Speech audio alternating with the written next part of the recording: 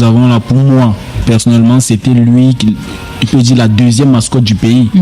Pour moi, le représentant du pays sur les réseaux sociaux. Pour moi, c'était lui. Moi, après, les influenceuses comme Nathalie ou encore Coco, je mettrais directement Cabraine Ndip. Après ce standing d'influenceurs-là, j'aurais mis Cabraine Ndip. Et quand tu parles de sa mère, ça me rappelle quand j'étais sur Cabraine Ndip, parce qu'en fait, je suis le premier qui part faire une émission avec Cabraine Ndip chez lui. Donc j'arrive à cette époque, il vivait là avant à CCC. Il y a un quartier CCC étage. Il vivait là chez sa grand-mère. Oui, CCC étage. Ici, il vivait là chez sa grand-mère et il m'avait dit un truc. Il venait de rentrer du village le jour que j'arrive chez lui. Il venait de rentrer du village. Il y avait un programme que je faisais à cette époque, j'appelais Magic Time. C'était une sorte d'émission improvisée. Ça veut dire que je marchais et quand je rencontre un artiste, on se fait une vidéo, un entretien de 5 minutes. Donc j'avais programmé faire ça avec Cabraine Ndip et je suis arrivé.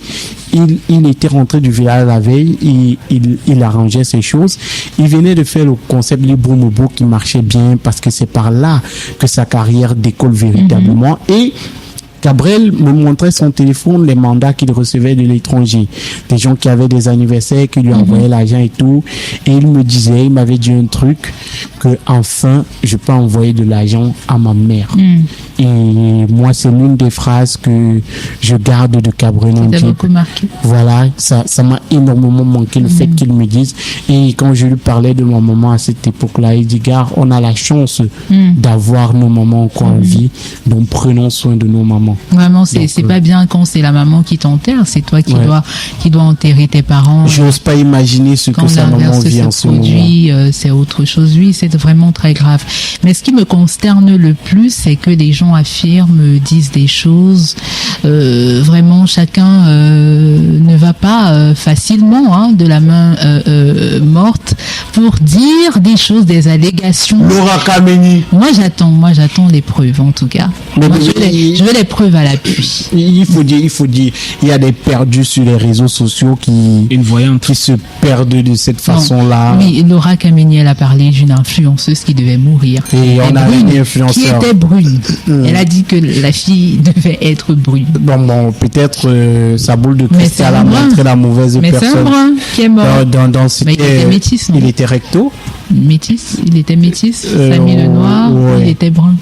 Il était, je crois, c'est métis, non? Voilà, il était métis. Donc voilà, et s'est carrément trompé.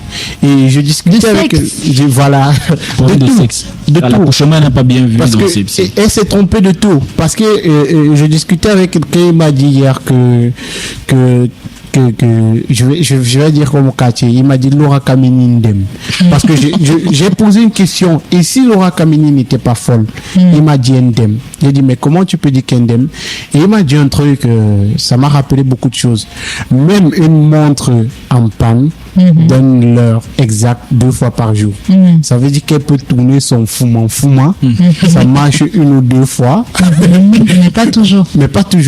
Donc après, il faut dire aux jeunes d'être super prudents, de ne pas entrer dans les choses, parce que autant on va dire que certains influenceurs ne sont pas, autant il faut accepter qu'il y en a qui sont dans ces choses-là. Oui. Et il y a beaucoup de jeunes, qu'ils soient influenceurs ou pas, qui sont dans les choses pas bien. Donc soyons super prudents. Oui, il faut être très prudent, surtout la jeunesse d'aujourd'hui. On a les réseaux sociaux, on a les médias, on a la télévision. Les jeunes sont un peu plus attirés par ces 3 choses et il faut vraiment redoubler vraiment de vigilance et de prudence sur les réseaux sociaux. Les gens qui exposent leur vie, moi je parle à ces auditeurs-là qui passent leur temps à longueur de journée. Si tu vas au marché, tu as posté. Si tu vas au restaurant, tu as posté. Si tu es en train de discuter avec Majin Goko, il est en train de te dire un truc, tu as posté. Si tu es en train d'aller rendre visite à ta maman, tu as posté. Si tu es allé peut-être acheter un vêtement, je sais pas où, à Mango, tu as posté. Si tu as réussi à entrer dans une grande boutique de la ville de Douala au Grand Mal, Où tu pars seulement faire des photos si et c'est tu même ressors. seulement la voiture de Magie que lui il a acheté, tu vas dire que non, ça c'est ma voiture, je viens d'acheter. Et moi, j'ai D'un côté, acheté- oui, J'ai acheté ma voiture 2 jours seulement, on me persécute déjà dans les rêves. Tu vends, C'est compliqué.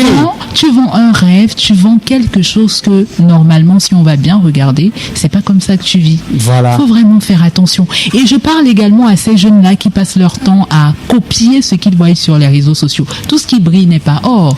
Le fait qu'on voie peut-être, je vais prendre un exemple, j'ai rien contre elle, moi je l'apprécie beaucoup, une Muriel Blanche qui passe son temps peut-être à voyager, aller dans des pays, à poser, avoir des photos où elle est très belle, où elle vit une longue vie, une vie vraiment magnifique, une vie paisible, une vie de boss, un peu comme à la, on va le dire, Majingoko, tu vas m'aider, l'influenceuse ivoirienne là, comment on l'appelle? Emma Lolo. Emma Louez. Emma Louez. On a envie de ressembler à une Emma Louez et du coup on est prête à tout, on est prête à sortir avec des sugar daddy parce que je veux ressembler à Muriel Blanc, je veux ressembler à Emma Louez. Eh bien les jeunes, faites très très attention, allez à l'école, fréquentez, travaillez, cherchez votre pain quotidien et nourrissez surtout vos familles.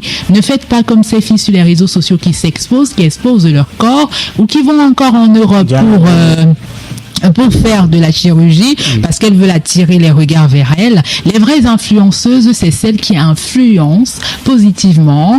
Moi, il y a des Camerounaises qui ont réussi des innovations incroyables dans le monde. En Côte d'Ivoire, on en a également, que ce soit au Congo, que ce soit au Cameroun, il y en a tellement qui ont influencé, mais on ne parle pas d'elles.